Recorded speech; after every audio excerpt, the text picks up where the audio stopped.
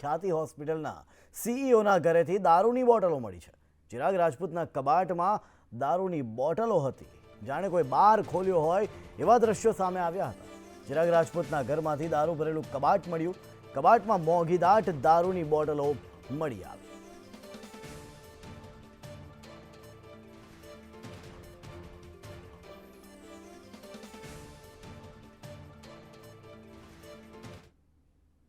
તો ખ્યાતિકાંડના મુખ્ય આરોપી એવા કાર્તિક પટેલના ઘરે સંદેશ ન્યૂઝ પહોંચ્યો। ખ્યાતિકાંડમાં આરોપી કાર્તિક પટેલની કરતૂતનો પર્દાફાશ થયો છે। કાર્તિકના ઘરેથી મોંઘીદાટ દારૂની બોટલો મળી। દારૂની 2 બોટલ અને પોકર રમવાના સાધનો પણ મળ્યા। કાર્તિક પટેલના બંગલામાં મોંઘીદાટ ગાડીઓનો ખડકલો હતો। 24 કલાક લાઇટ છતાં ઘરમાં જનરેટર। જેમના ઘરમાં લાઇટ નથી તેવા લોકોના જીવ લીધા। લોકોના જીવ લઈ કાર્તિકે વસાવ્યું generator. Money mafia Kartik Patel 3 નવેમ્બરથી છે વિદેશમાં।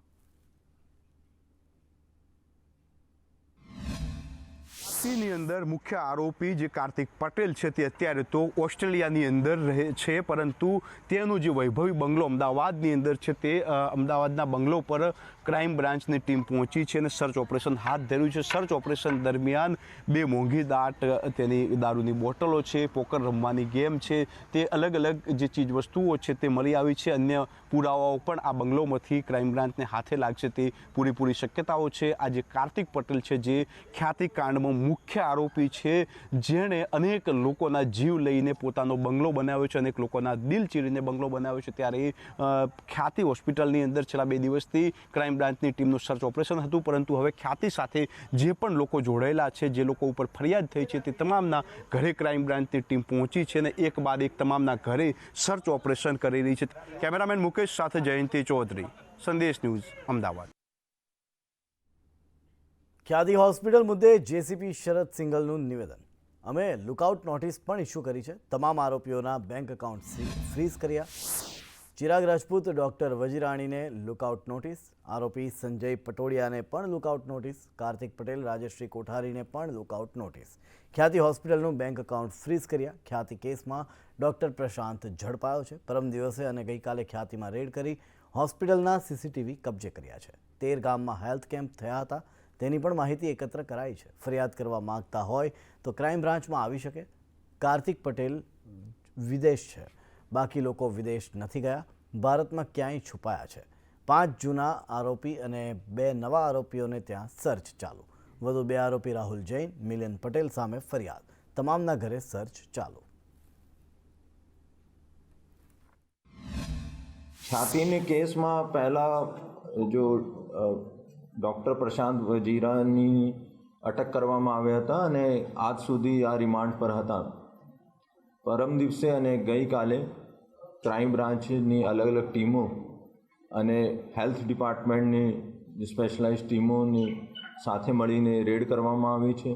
એમાં ઘણા બધા ડોક્યુમેન્ટ્સ કબજે કરવામાં આવેલ હતા અને એના આધારે આજે ક્રાઇમ બ્રાન્ચે ફર્ધર રિમાન્ડની માંગણી કરતાં નામદાર કોર્ટે 4 દિવસની ફર્ધર રિમાન્ડ આપવામાં આવે છે। એના સાથે સાથે લુકઆઉટ નોટિસ ઇસ્યુ કરવામાં crime branch lookout notice issue કરી દીધું છે। હોસ્પિટલની સીસીટીવી ફૂટેજ પણ કબજે કરવામાં આવેલ છે, એની પણ ચકાસણી ચાલુ છે। તમામ આરોપીઓનો બેંક એકાઉન્ટ્સ અને આ જો ખ્યાતિનો બેંક એકાઉન્ટ હતા જેમાં PMJYનો પૈસા આવતા હતા, એનો પણ ફ્રીઝ કરવા માટે બેંકનું લખાણ થઈ ગયા છે। હળવદમાં ગેસ ગળતરથી એક અગરિયાનું મોત થયું છે। 2 વ્યક્તિને સારવાર માટે ખસેડવામાં આવ્યા છે। સીકર રણમાં કૂવો ખોદતી વખતે ગેસ ગળતર થયું। ગેસ ગળતરથી ટીના રાણેવાડિયાનું મોત થયું છે। સાગર અને ભરત રાણેવાડિયા સારવાર હેઠળ। પાટણ યાર્ડમાં જાહેર હરાજીમાં કપાસના પોષણક્ષમ ભાવ ન મળતા ખેડૂતોની હાલત કફોડી બની છે। ચોમાસામાં ખેડૂતોએ મોટા ખર્ચાઓ કરી કપાસનું વાવેતર કર્યું અને વાતાવરણના પલટા સામે પણ અનેક મુશ્કેલીનો સામનો કરી પાકનું રક્ષણ કર્યું અને હવે ખેડૂતોએ પાક લણીને માર્કેટ યાર્ડમાં સારા ભાવ મળશે તેવી આશાઓ બાંધી હતી તો કપાસના ઢગ વેચાણ અર્થે પાટણ માર્કેટ યાર્ડમાં ખડકી દીધા, પણ જાહેર હરાજીમાં કપાસનો ભાવ પ્રતિમણે માત્ર 1300 જેટલા મળી રહ્યા છે, જે ખેડૂતોને પોસાય તેમ નથી। ગત વર્ષે કપાસનો ભાવ પ્રતિમણે ₹1,800થી 2,000નો મળ્યો હતો. હાલ ખેડૂતો પોતાની મજબૂરીમાં કપાસના માલનું વેચાણ કરી રહ્યા છે, જેમાં સામે પાક વાવેતર, ખેડૂતોએ લીધેલા ધિરાણ, સામાજિક પ્રસંગો તેમજ વ્યવહારો સાચવવા માટે નીચા ભાવે ખેડૂતો કપાસના માલનું વેચાણ કરી રહ્યા છે. અમે કપાસ લઈને આવ્યા છીએ, પણ અમને કપાસ વેચવા આવીએ પણ ભાવમાં પાલવતું નથી. અત્યારે 2,000નો ભાવ હોય તો એમ કે પાલવે, એટલે કે ના પાલવે. હું હાલ કપાસ લઈને આવ્યો છું. કપાસમાં તો કોઈ પોહાય એવું રહ્યું જ નથી. શરૂઆતમાંથી જ અમને ખર્ચાળી ખેતી છે. આ ખેતી બહુ ખર્ચાળી ખેતી ગણાય છે અને અમને પોષણયુક્ત ભાવ મળતા જ નથી. કપાસનો ચાલુ સાલે 3,55,000 મણ જેટલો કપાસ આવવા પામેલ છે અને તેના સરેરાશ ભાવ 1,400 આસપાસ રહે છે. તે ગત સાલમાં જો તુલનામાં ચાલુ સાલે ગત સાલે 6,44,000 મણ જેટલો કપાસ આવેલ છે અને તેનો ભાવ 1,400 આસપાસ રહેલ છે. એટલે કપાસના ભાવમાં ગત વર્ષ કરતાં ચાલુ સાલે કોઈ ફેરફાર નથી. પાટણ માર્કેટ યાર્ડની અંદર ખેડૂતોને કપાસના ભાવ પોષણક્ષમ ન મળતાના કારણે અત્યારે તાત ચિંતિત જોવા મળી રહ્યો છે. દ્રશ્યો બતાવવા માંગીશ કે કાચું સોનું સમાન જેને ગણવામાં આવે છે, એટલે કે કપાસ છે અને આ કપાસના ભાવ ખેડૂતોને પોષણક્ષમ ન મળવાના કારણે ખેડૂત અત્યારે ચિંતાતુર જોવા મળી રહ્યો છે. કારણ કે ચોમાસાની અંદર જે રીતે અતિવૃષ્ટિ થઈને અતિવૃષ્ટિના કારણે જે વીઘા દીઠ 25થી 30 મણ ઉતારો ઉતરતો હતો તેની જગ્યાએ માત્ર 5થી 10 મણ જ ઉતારો ઉતર્યો છે. એટલે કે ખેડૂતોનો જે કપાસનો માલ છે તે ઉતારો ઘટવાના કારણે ખેડૂતોને આ જે ભાવ અત્યારે માર્કેટ યાર્ડમાં મળી રહ્યા છે 1,300થી 1,400 રૂપિયા તે પોસાતો નથી. ખેડૂતોની એક જ માંગ છે કે જો કપાસ જે છે, કાચું સોનું જે છે, એનો ભાવ 2,000થી 2,200 આસપાસ હોય તો જ ખેડૂતોને પોસાય. કારણ કે કપાસની ખેતી છે જે પહેલેથી જ ખર્ચાળ હોય છે. ખેડ, ખાતર, બિયારણ સહિતના જે ભાવ અત્યારે વધી રહ્યા છે, એની સામે ખેડૂતોને પ્રતિ 20 કિલો કપાસનો ભાવ માત્ર 1,300થી 1,400 મળી રહ્યા છે. ભરત પ્રજાપતિ, સંદેશ ન્યૂઝ, પાટણ. જૂનાગઢ જિલ્લામાં આ વર્ષે ધોધમાર વરસાદ પડતા ભારે પૂરની સ્થિતિ સર્જાઈ હતી અને ઘેડ પંથકમાં પાણી ફરી વળ્યા હતા, જેને કારણે ખેડૂતોની જમીનમાં કરાયેલું વાવેતરનું ધોવાણ થઈ જતા પાક નિષ્ફળ ગયો હતો. જૂનાગઢ જિલ્લાના કેશોદ તાલુકાના બાલા ગામમાં રહેતા અશોક રણછોડભાઈ કુંભાની નામના 50 વર્ષના આધેડે પોતાના ખેતરમાં વાવેતર કર્યું હતું અને પૂરને કારણે જમીનનું ધોવાણ થઈ ગયું. હવે પાક સદંતર નિષ્ફળ ગયો ત્યારે વાવેતરમાં કરેલો ખર્ચ તો માથે પડ્યો, ઉપરાંત જમીનનું ધોવાણ થઈ જતાં અશોકભાઈ સતત મૂંઝવણમાં રહેતા હતા. પાકની ઉપજ કંઈ જ ન થઈ, જેના કારણે તેઓ આર્થિક સંકળામણમાં આવી ગયા, જેનાથી કંટાળી અશોકભાઈએ આ અંતિમ પગલું ભર્યું. અગાઉ પણ શેરગઢ ગામના ખેડૂતે પાક નિષ્ફળ જતાં આપઘાત કરી લીધો હતો. સરકાર દ્વારા નિયમોમાં ફેરફાર કરી ખેડૂતો આવા પગલાં ન ભરે તે માટે કોઈ વ્યવસ્થા કરે તેવી માંગ ઉઠી છે. ચોમાસામાં 2 થી 3 વાર પાકની નિષ્ફળ થતા આત્મહત્યા કરી છે, ઘરે ફાંસો ખાઈને. અમારા ઘરમાં હું, મારી મમ્મી ને મારી બેન છે. હવે ઘેર પંથકમાં વરસાદના કારણે વધારે પાણીને આવે તેથી ખેડૂતની પરિસ્થિતિ બહુ નબળી છે અને પાક નિષ્ફળ થયા છે. એની જમીનમાં વારંવાર 3 વખત વાવ્યું તો નિષ્ફળ ગયો પાક. એના હિસાબે એના ઘરનાને કહેતો મારે કંઈ થયું નથી, ટેન્શનમાં રહેતા. એના હિસાબે આ 2 દિવસ પહેલાં વગલું કરાટું ખાઈ ગયો છે મારો ભાઈ પાક નિષ્ફળના હિસાબે. તો સરકાર અમને કંઈક પણ સહાય કરીને એના બાળકોને ભરણ પોષણ કરે. કેવી મુશ્કેલી પડે છે ખેડૂતોને? પાણી આવે નદીના 2-3 વાર ચલી ગયા, એની હિસાબે પેલા પાક હોઈ ગયો, પાછા આવી ગયા, ધોવાણ થયા છે જમીનના. સરકાર આનો વહેલો નિકાલ કરે ને ખેડૂતને મદદરૂપ થાય. જાતિનું પ્રમાણપત્ર ન મળતા શિક્ષણનો બહિષ્કાર. પ્રમાણપત્રને લઈ આદિવાસી સમાજ આકરા પાણીએ. મહીસાગરના ખાનપુરની પ્રાથમિક શાળામાં શિક્ષણનો બહિષ્કાર. પ્રમાણપત્ર ન મળે ત્યાં સુધી બાળકો શાળાએ નહીં જાય. આદિવાસી સમાજે શાળાના આચાર્યને કરી લેખિતમાં જાણ. અંદાજે 21 શાળાના બાળકોને સ્કૂલે ન મોકલવાનો નિર્ણય લેવાયો છે, ત્યારે વારંવારની માંગ છતાં પ્રમાણપત્ર ન મળતા રોષ જોવા મળ્યો.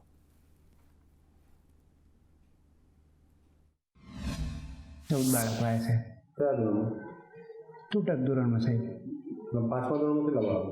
5મા ધોરણમાં એક પણ બાળક આવ્યું નથી સર. શું કારણ?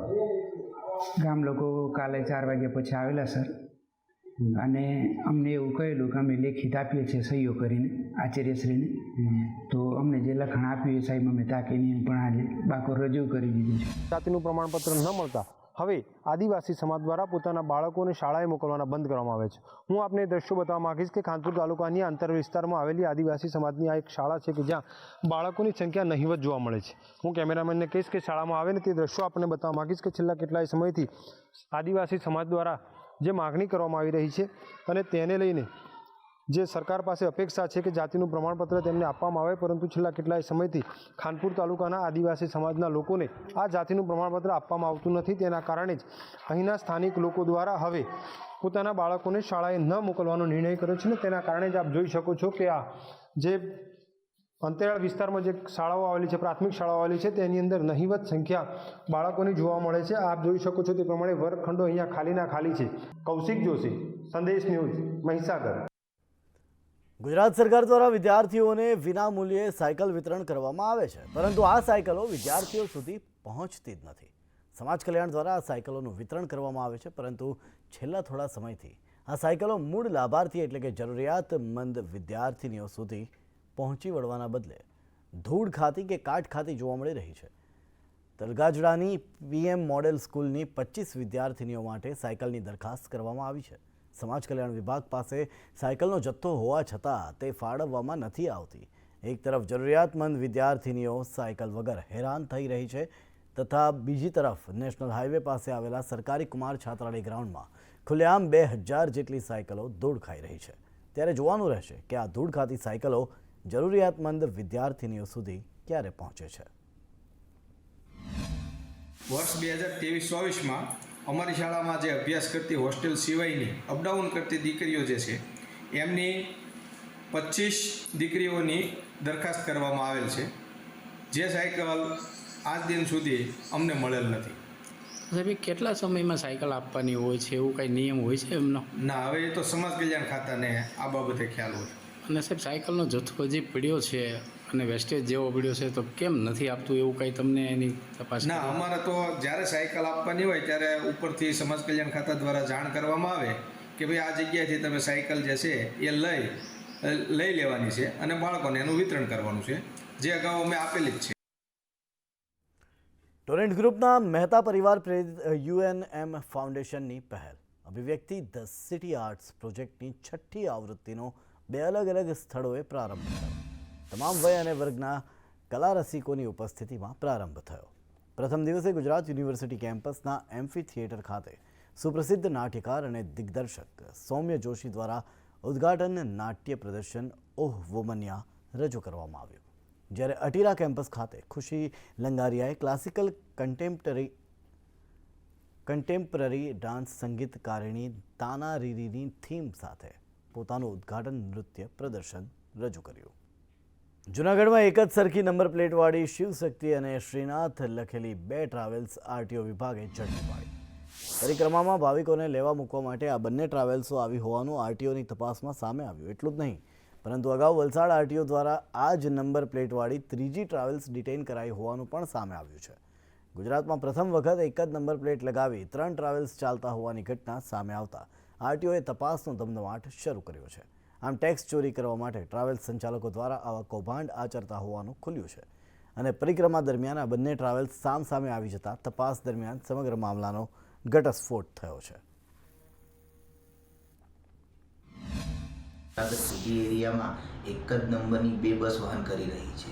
જે બાતમીની ખાતરી કરવા અત્રેની ટીમ દ્વારા જાત તપાસ કરવામાં આવેલ, જેમાં એક બસ મજેવડી ગેટ પાસે અને બીજી બસ જૂનાગઢ બસ સ્ટેન્ડ ખાતે જણાઈ આવતા ટ્રાફિક પોલીસની મદદ લઈ તેઓના સંકલનમાં રહી બંને બસોને જૂનાગઢ કચેરી ખાતે એકત્રિત કરવામાં આવેલ અને બંને વાહનોની ભૌતિક તપાસણી કરવામાં આવેલ, જેમાં એક બસમાં ઓરિજિનલ ચેસિસ નંબર જણાઈ આવતા લાગતા વળગતા ઓફેન્સ બુક કરી ચલણ ઇસ્યુ કરવામાં આવે. ખેડા જિલ્લા અધિક મેજિસ્ટ્રેટનું વધુ એક જાહેરનામું. બિલોદરા શેઢી બ્રિજ સમારકામનું નવું જાહેરનામું. અગાઉના 2 જાહેરનામા રદ કરાયા.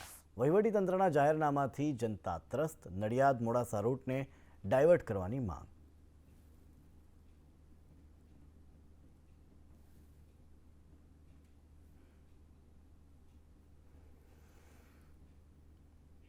હાલ સરકારે સમગ્ર રાજ્યમાં ખેડૂતો માટે 7/12 અને આધાર કાર્ડ સાથે લિંક કરવાની કામગીરી હાથ ધરી છે. જેની છેલ્લી તારીખ 25 નવેમ્બર છે. ત્યારે કરજણ તાલુકાના વિવિધ ગામોમાં પંચાયતના વીસીઓ દ્વારા ખેડૂતોનું રજીસ્ટ્રેશન કરવામાં આવી રહ્યું છે, પરંતુ સર્વર ડાઉન હોવાના કારણે લોકોને ધર્મના ધક્કા ખાવાનો વારો આવ્યો છે.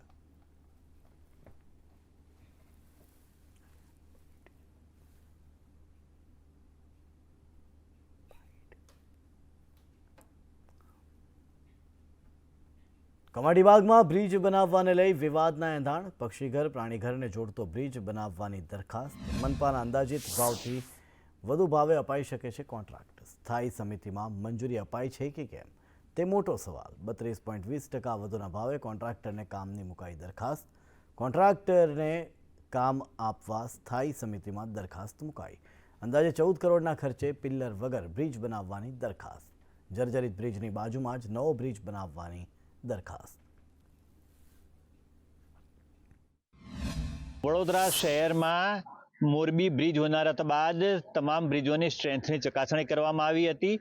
જે ચકાસણી દરમિયાન કમાટીબાગની અંદર આવેલ પક્ષીઘર અને વાઘના પિંજરાને જોડતો આ બ્રિજને સમાંતર બ્રિજ છે જેને બંધ કરવામાં આવ્યો હતો, જેમાં જર્જરિત હાલત હોય તાત્કાલિક બ્રિજને બંધ કરવામાં આવ્યો હતો. અંદાજે 1.5 વર્ષ ઉપરાંતનો સમય થયો, તેમ છતાં બ્રિજની કોઈ પણ કામગીરી કરવામાં આવી નથી. માત્ર ડામરના થીગડા મારીને બ્રિજની કામગીરી કરવામાં આવી હતી. તેમ છતાં પણ પબ્લિક માટે તો ખુલ્લો મુકાયો જ ન હતો. ત્યારે જે 11 કરોડ ઉપરાંતનો બ્રિજનો રેટ હતો તેની જગ્યાએ 14 કરોડ ઉપરાંતનો અત્યારે કામ આવ્યું છે. એટલે કે 32.30% વધુના ભાવે આ નવા બ્રિજની કામગીરી થવાની છે. હિરેન મોદી, સંદેશ ન્યૂઝ, વડોદરા. વડોદરામાં ત્રીજા દિવસે ડિમોલિશનની કામગીરી યથાવત. ન્યાય મંદિર વિસ્તારમાં દૂધવાળા મોહલ્લામાં ડિમોલિશન. મોહલ્લાની મહિલાઓને બહાર ન નીકળવા ડીસીપીની સૂચના. ચુસ્ત પોલીસ બંદોબસ્ત સાથે ડિમોલિશનની કામગીરીમાં ડીસીપી લીના પાટીલ જોડાયા. સમગ્ર મામલે ડીસીપી લીના પાટીલનું નિવેદન. ટ્રાફિકને પણ અડચણરૂપ થાય છે દબાણો. ડિમોલિશનની કામગીરી વખતે લોકોના ટોળા ઉમટ્યા. આજે સવારથી કોર્પોરેશનની ટીમ સાથે પોલીસની ટીમ હાજર છે અને દૂધવાળા મોહલ્લા ખાતે જે ઇન્ટરનલ ગલીઓમાં અનધિકૃત રીતના લારીઓ લાગે છે એ બધાને જ હટાવવાની કામગીરી ચાલી રહી છે, જેમાં પોલીસના મોટો સ્ટાફ હાજર છે, સાથે સાથે કોર્પોરેશનની મલ્ટિપલ ટીમ્સ હાજર છે અને જે દબાણો છે એને હટાવવા માટે લારી ગલ્લા હટાવવાની કામગીરી ચાલી રહી છે, જેના કારણે ટ્રાફિકના પ્રશ્નો ઉપસ્થિત થતા હોય છે અને અસામાજિક તત્વોને જો દોર મળતો હોય એના કારણે આ આખી કાર્યવાહી થઈ રહી છે. વહીવટી વોર્ડ નંબર 13માં સમાવેશ વિસ્તાર દૂધવાળો મોહલ્લો, હંગામી દબાણો રોડ રસ્તા પરના એને દૂર કરવાની કાર્યવાહી ચાલુ છે. કઈ જગ્યાએ હટાયા અહીંયા આજુબાજુમાં? હા, અત્યારે અહીં ચાલુ છે ને. બીજી ટીમ મંગળ બજારની અંદર પણ કાર્યરત છે. 4 દરવાજા વિસ્તાર ને મંગળ બજાર તે પણ સાથે સાથે કાર્યવાહી ચાલુ. રાજકોટના જેતપુરમાં લોકો પાણી પુરવઠા વિભાગની ઘોર બેદરકારી સામે આવી છે, કારણ કે 181 ગામના લોકો પીવાના પાણીનું ટેસ્ટિંગ વગર પીવા મજબૂર બન્યા છે. લોકો પાણી પીવે તે પીવાલાયક છે કે નહીં તે તપાસવાનું કામ કરતી જેતપુરની પાણી પુરવઠા બોર્ડની લેબોરેટરીના કર્મચારીઓએ છેલ્લા 1 મહિનાથી કામગીરી ઠપ્પ કરી દીધી છે. જેતપુર લેબોરેટરી હેઠળ આવતા જેતપુર, ધોરાજી, ઉપલેટા, જામકંડોરણા અને ભાયાવદર સહિત 181 ગામોના લોકો પીવાના પાણીનું ટેસ્ટિંગ વગર પીવા મજબૂર બન્યા છે અને આવા ટેસ્ટિંગ વગરના પાણીથી પાણીજન્ય રોગચાળો ફેલાવાની ભીતિ સેવાઈ રહી છે. પાણી પુરવઠાનો લેબોરેટરીનો જે સ્ટાફ છે એ આમ જોવા જઈએ તો હડતાલ ઉપર તો નથી, તેણે કામગીરી ઠપ રાખી છે. બધા ઓફિસે આવે જ છે, ઓફિસ કોઈ બંધ કરેલી નથી. કામગીરી બંધ કરવાનું મુખ્ય કારણ છે કંપની દ્વારા જે કર્મચારીઓને હેરાન કરવામાં આવે છે, જે પગારની અનિયમિતતા છે, એના કારણે મુખ્ય કારણ આ છે. ગુજરાત સરકાર કાયમી કર્મચારીઓની નિમણૂક નથી કરતી, તેને કારણે પ્રજાને કેટલું ભોગવવું પડે છે તેનું એક ઉદાહરણ જોઈએ તો આ તાલુકા લેબોરેટરી છે. અહીંયા પાણીનું ટેસ્ટિંગ કરવામાં આવે છે, કે પીવાના પાણીનું ટેસ્ટિંગ કરવામાં આવે છે. અને આ જેતપુરની લેબોરેટરી છે. જેતપુરની લેબોરેટરી હેઠળ જેતપુર, ઉપલેટા, ધોરાજી, જામકંડોરણા અને ભાયાવદર એના 181 ગામોની અહીંયા જે પ્રજાને પાણીને પીવાનું આપવામાં આવે છે તેનું ટેસ્ટિંગ કરવામાં આવે છે.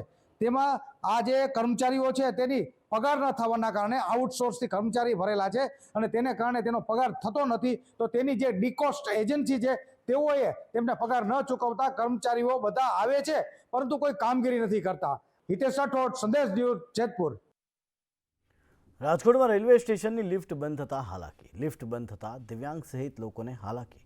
હાસ્ય કલાકાર જય છનિયારાએ મૂકી પોસ્ટ. રેલવેની લાલિયાવાડી અંગે ફેસબુક પોસ્ટ મૂકી. એફબી પોસ્ટ બાદ રેલવે વિભાગ આવ્યું હરકતમાં. પ્લેટફોર્મ 4 પર કામગીરીને લઈ આ સમસ્યા અને દિવ્યાંગ માટે વ્હીલચેર લિફ્ટની સુવિધા પ્લેટફોર્મ પર છે. લિફ્ટ ક્યાં ક્યાં છે તેના દિશા निर्देश लगावाशे. लोगों ने दिव्यांग फ्रेंडली सुविधाएं दी हुई हैं. उसमें पार्सल ऑफिस से होके एक पाथवे जाता है जो उस प्लेटफॉर्म पर पहुंचता है, लेकिन उसको अवेल करने के लिए आपको थोड़ा सा जहाँ पे व्हीलचेयर अवेलेबल है वहाँ पर आना पड़ता है और वो स्टेशन मास्टर के पास मिल जाती है, वो अवेलेबल है. बस यहाँ पर ये हुआ कि उसका इस्तेमाल नहीं हुआ because of lack of awareness या जो भी आप उसको कह लीजिए. રાજકોટ જંકશન ઉપર છું. છેલ્લા ઘણા સમયથી મારી રોજીરોટી અને આજીવિકા ચલાવવા માટે અલગ અલગ જગ્યાએ મારા હાસ્યના કાર્યક્રમો કરવા માટે જાઉં છું. પણ જ્યારે પ્લેટફોર્મ નંબર 4 ઉપર ગાડી આવે ત્યારે અમારું બ્લડ પ્રેશર વધી જાય છે. નથી કોઈ લિફ્ટની સુવિધા કે નથી એક્સિલેટરની સુવિધા, નો દિવ્યાંગો માટે કે નો સિનિયર સિટીઝન લોકો માટે, વડીલો માટે. તો નથી કોઈ બેટરી કારની સગવડ, બેબી કારની સગવડ. તો મારી સરકારને વિનંતી છે કે પ્લીઝ મહેરબાની કરી અને મોટા મોટા વિકાસના દાવા પછી કરજો. પહેલાં સામાન્ય માણસ માટે કંઈક સરખી વ્યવસ્થા કરો. મીડિયા કર્મચારીઓને મારી 2 હાથ જોડીને વિનંતી છે કે સરકારના કાનની બેરાશ ઓછી થાય એવું કંઈક કરો. અમરેલીના સાંસદ જીએસટી અધિકારીઓ પર ભડક્યા. ભરત સુતરિયાએ અધિકારીઓને લીધા આડે હાથ. ખેડૂતો પાસે 7/12નો ઉતારો માંગતા ભડક્યા. ખેડૂતને તમે કેમ હેરાન કરો છો એમ કહ્યું સાંસદે. સાથે જ કહ્યું કે ખેડૂતો ગાડી લઈને નીકળશે, 7/12 લઈને નહીં. ખેડૂત કંઈ નહીં કરે તો આપણે બધા મરી જઈશું. તમે મહેરબાની કરજો, ખેડૂતને હેરાન ના કરતા. ખેડૂતોની પ્રગતિ માટે મહેનત કરે છે. તમને પેલા ખબર હોવી જોઈએ કે વેપારી લઈને નીકળ્યો છે, ખેડૂત લઈને નીકળ્યો. તમે સીધા અમને ઉપર તમારી વાત સાંભળો. ગાડી લઈને નીકળે છે, 7/12 હારે લઈને નહીં નીકળે. તમારે પકડવા જ પકડી લેજો. માન નામનો પાડ નાખો ને હાલો. 7/12 છે, તમે આધાર કાર્ડ છે. હા, દેજો આપણે બીજભાઈ હું કામ સહી લ્યો છો સાહેબ? વાડીએથી ઈ સાહેબ કે 7/12 લઈને તમારું વોટ અમને ખબર હતી કે 7/12 ખેડૂત ભાઈ તમે ખેડૂત તમે છે ને આ ખેડૂત નહીં કાંઈ કરે ને તો મરી જાવ બતાય આપણે. ભાજપ કાર્યકરોએ નિહાળી ધ સાબરમતી રિપોર્ટ ફિલ્મ. ગાંધીનગરમાં નિહાળી ધ સાબરમતી રિપોર્ટ. ગાંધીનગર ઉત્તર વિધાનસભાના ધારાસભ્ય નિહાળી ફિલ્મ. ધારાસભ્ય રીટાબેન પટેલનું નિવેદન, આ ફિલ્મ ગુજરાતની જનતાએ જોવી જોઈએ. સાબરમતી એક્સપ્રેસ એક એવી મૂવી કે જે સત્ય ઘટના ઉપર આધારિત, ગોધરાકાંડની જે ઘટના બની હતી એના ઉપર આધારિત આ મૂવીનું આયોજન કરવામાં આવેલું છે. ત્યારે આ મૂવી જોવા માટે ગાંધીનગર મહાનગરના સર્વ કાર્યકર્તાઓ સાથે અમે સેક્ટર 21માં આ મૂવી જોવા આવ્યા છે.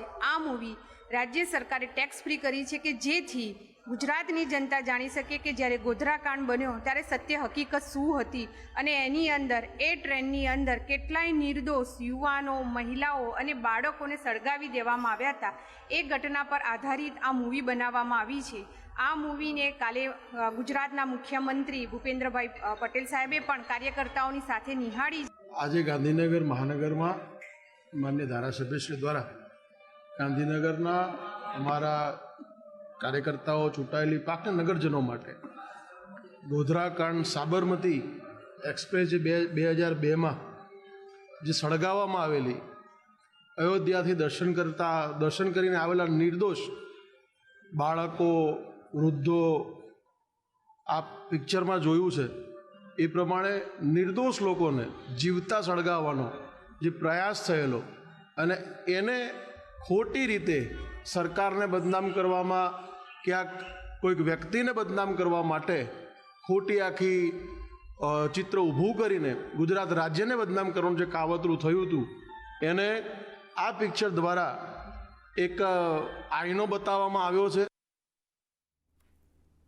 સાવરકુંડલાના મહુવા રોડ પર બાઇકનો શોરૂમ ધરાવતા અને નગરપાલિકાના પૂર્વ પ્રમુખને 25 લાખની ખંડણીની ધમકી મળતા ફરિયાદ નોંધાઈ છે.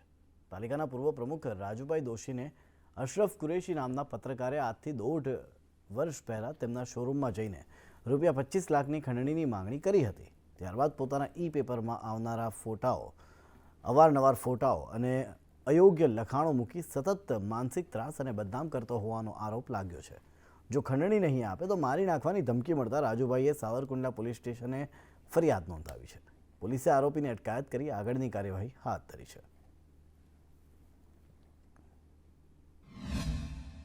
એક એમને છેલ્લા 1.5 વર્ષ પહેલાં 25 લાખ રૂપિયાની ખંડણીની માંગ કરી હતી અને 1.5 મહિના પહેલાં એમની પાસેથી 10 લાખ રૂપિયાની બળજબરીપૂર્વક ખંડણીની માંગ કરી હતી અને જો નહીં આપવામાં આવે તો એમને જાનથી મારી એમને નાખવાની ધમકી આપવામાં આવી હતી અને એ છેલ્લા 2 વર્ષથી સાવરકુંડલાના રફતાર સાપ્તાહિકમાં તેમના અને તેમના પત્નીના વિરુદ્ધ વોટ્સઅપ અને ફેસબુકમાં ખરાબ લખાણ મૂકી અને તેમની બદનામ કરવાની કોશિશ કરી રહ્યા હતા.